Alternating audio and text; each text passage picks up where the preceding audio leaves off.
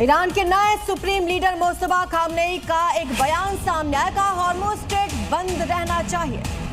तो हॉर्मुज को बंद करने के लिए सारे उपलब्ध संसाधनों का इस्तेमाल करना चाहिए, कहा गया मुस्तफा द्वारा।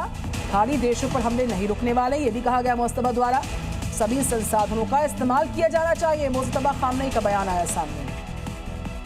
हिजबुल्लाह का इजराइल पर जो अटैक है उस पर अपडेट आ रहा है। इजरायली सैनिकों को टारगेट किया गया है, तो सैनिकों के ठिकाने पर रॉकेट दागा है। इसकी तस्वीरें भी जारी की गई है। देखिए तस्वीरें सामने आई हैं। आपको बता दें कि हिजबुल्लाह ने इजराइल पर यह हमला किया है और इजरायली सैनिकों के ठिकाने को निशाना बनाया गया।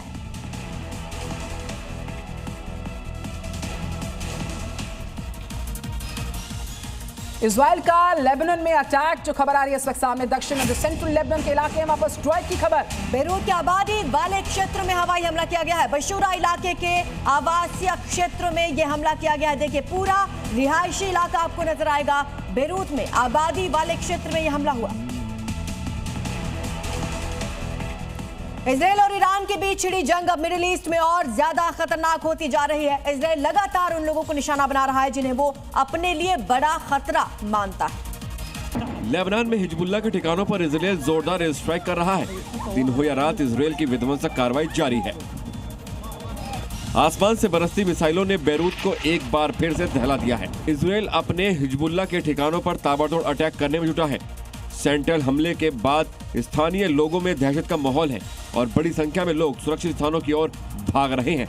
फिलहाल हताहतों की संख्या साफ नहीं है, लेकिन हालत बेहद गंभीर बनी हुई है। अगली खबर लेबनान को लेकर खबर आ रही है, जहां पर इजराइल का फैसला हुआ। इजराइल के रक्षा मंत्री ने इसको लेकर ऐलान किया। तो लेबनान में जमीनी ऑपरेशन की तैयारी शुरू करेंगे और साथ ही कहा गया है हिजबुल्लाह का इजराइल पर हमला जारी है। तो इजराइल के रक्षा मंत्री ने यह ऐलान कर दिया है कि हमारी तैयारी है, जमीनी ऑपरेशन की हम तैयारी कर चुके हैं। दक्षिणी लेबनान में इजराइल की बमबारी और सैन्य तैयारियां तेज हो गई हैं। इजरायली रक्षा मंत्री इजराइल काट्स के मुताबिक लेबनान में बड़े जमीनी ऑपरेशन की तैयारी करने का आदेश दिया गया है। उन्होंने चेतावनी दी है कि जरूरत पड़ने पर इजराइल खुद इलाके पर कब्जा कर कार्रवाई करेगा।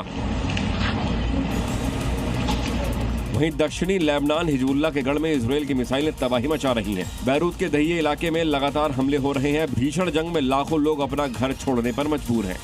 तेहरान में इजराइल का हवाई हमला हुआ है। खबर आ रही है कि जो बासिस फोर्सेज हैं उनको निशाना बनाया गया है।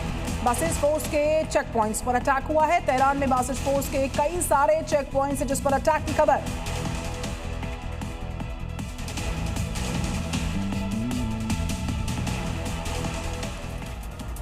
चलिए आगे बढ़ते हैं, दिखाते हैं दिल्ली से जुड़ी 5 बड़ी खबरें।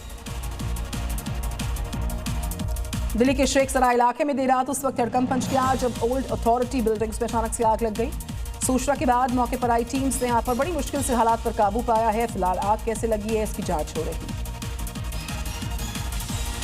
गैस की कालाबाजारी का आरोप लगाते हुए कांग्रेस कार्यकर्ताओं ने दिल्ली के ख्याला गैस गोदाम के बाहर जमकर प्रदर्शन किया। कार्यकर्ताओं ने हाथों में बैनर्स, सिर पर सिलेंडर रखकर जमकर नारेबाजी की। गैस सिलेंडर की किल्लत की अफवाहों के बीच दिल्ली सरकार ने एक बयान जारी किया है और कहा है कि दिल्ली में एलपीजी से पेट्रोल, डीजल और पीएनजी की कोई कमी नहीं। साथ ही लोगों से अफवाहों पर ध्यान न देने की अपील की है। दिल्ली के नरेला में पुलिस और बदमाशों के बीच मुठभेड़ हुई। एनकाउंटर के दौरान गोगी गैंग के शूटर अक्षय उर्फ टैक्सी के पैर में गोली लगी, जिसके बाद पुलिस ने अक्षय और उसके 2 साथियों को अवैध हथियार के साथ गिरफ्तार किया। दिल्ली के सीमापुर इलाके में एक युवक ने अपनी मां की हत्या कर दी। मामूली से घरेलू विवाद के दौरान बेटे ने अपनी मां, जो 60 वर्षीय मां है, उसको जमीन पर पटक दिया है, जिससे सर में गंभीर चोट लगने से उनकी मौत हो गई है। पुलिस ने हत्या का मामला दर्ज किया। आरोपी बेटा गिरफ्तार।